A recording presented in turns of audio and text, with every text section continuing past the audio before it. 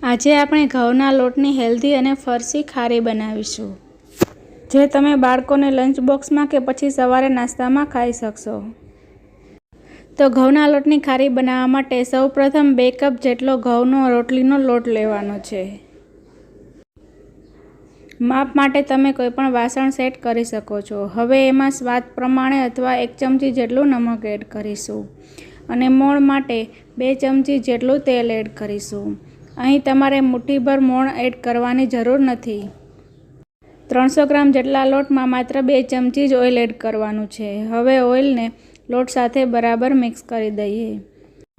હવે થોડું પાણી એડ કરતા જઈ અને રોટલીના લોટ કરતાં થોડો કઠણ એટલે કે પરોઠાના લોટ જેવો લોટ આપણે બાઇન્ડ કરવાનો છે. જો તમે લોટ થોડો ઢીલો રાખશો તો પડ એકબીજા સાથે ચોંટી જશે અને તળતી વખતે પડ છૂટા નહીં પડે. માટે થોડો કઠણ લોટ બાઇન્ડ કરી અને રાખી દઈશું. લોટ આપણો રેસ્ટ કરે છે ત્યાં સુધીમાં આપણે સ્લરી બનાવી લઈએ. તો એના માટે 2 ચમચી જેટલું મેં પીગળેલું ઘી લીધું છે. અડધા કપ જેટલો કોર્નફ્લોર લીધો છે. અહીં તમે કોર્નફ્લોરને બદલે મેંદાનો ઉપયોગ પણ કરી શકો છો. હવે 2 ચમચી ઘીમાં 4 ચમચી જેટલો કોર્નફ્લોર એડ કરીશ અને આ મિશ્રણને સારી રીતે મિક્સ કરી દઈશ. અહીં તમારે ઘીના માપ કરતાં ડબલ કોર્નફ્લોર અથવા મેંદો લેવાનો છે. તો આ ટાઈપની સ્લરી બનીને રેડી થઈ જશે. હવે આપણે ઢાંકેલા લોટને 1 થી 2 મિનિટ માટે હાથથી મસળી લઈશું. ત્યારબાદ એને ચોપિંગ બોર્ડ ઉપર લઈ અને આ રીતે હાથથી રાઉન્ડ શેપ આપી અને ચપ્પુની મદદથી એકસરખી સાઇઝના લુવા કરી લઈશું. આ રીતે લુવા કરી લેવાથી બધી રોટલી આપણી એકસરખી સાઇઝની વણાશે. હવે એમાંથી એક લુવો લઈ અને એને ઘઉંના લોટમાં ડસ્ટ કરી અને આપણે રોટલી જેમ વણી લઈશું.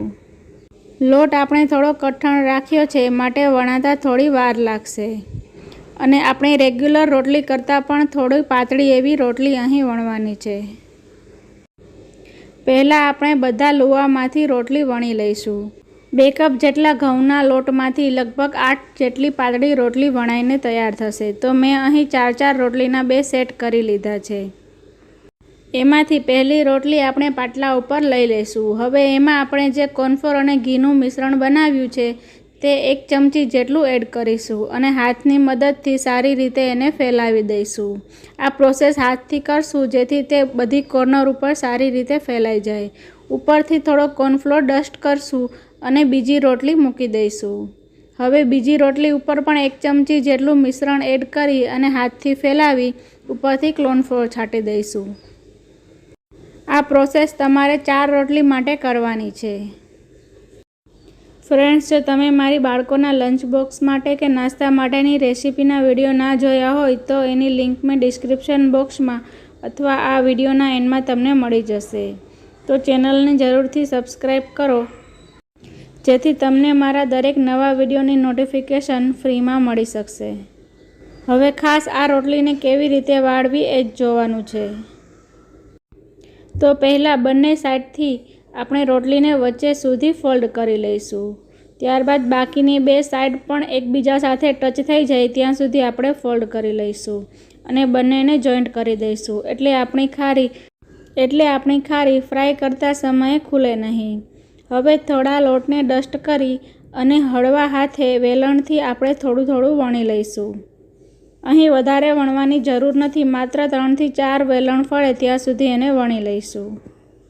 હવે ચપ્પુની મદદથી આપણે એમાં સૌપ્રથમ એક આડો કટ લગાવી દઈશું. ત્યારબાદ તમારે જે સાઇઝની ખારી બનાવી હોય એ સાઇઝના ઊભા કટ લગાવી દઈશું.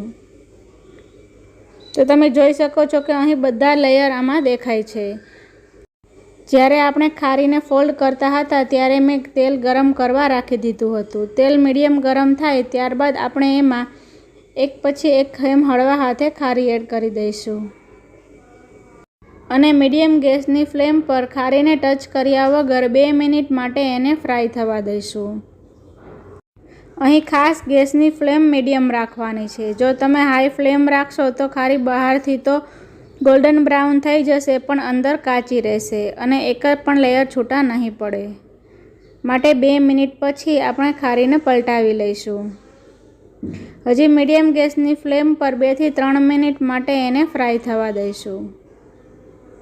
જ્યારે બધા જ લેયર છૂટા પડી જાય ત્યારબાદ જારાની મદદથી તેલ નિતારી અને આપણે એને બહાર કાઢી લઈશું. આ જ રીતે બાકીના બધા બેચને આપણે ફ્રાય કરી લઈશું. તો ફ્રેન્ડ્સ, તમને મારા આ ઘઉંના લોટની હેલ્ધી ખારીની રેસીપી ગમી હોય તો વિડીયોને લાઇક કરો, શેર કરો અને મારી ચેનલને સબસ્ક્રાઈબ કરો. મળીએ એક આવી જ નવી હેલ્ધી રેસીપી સાથે. ત્યાં સુધી ઇટ હેલ્ધી, કુક હેલ્ધી. ઘઉંના લોટની ફરસી પૂરી અને ઘઉંના લોટના શક્કરપારાની રેસીપી જોવા માટે અહીં સ્ક્રીન પર ક્લિક કરો.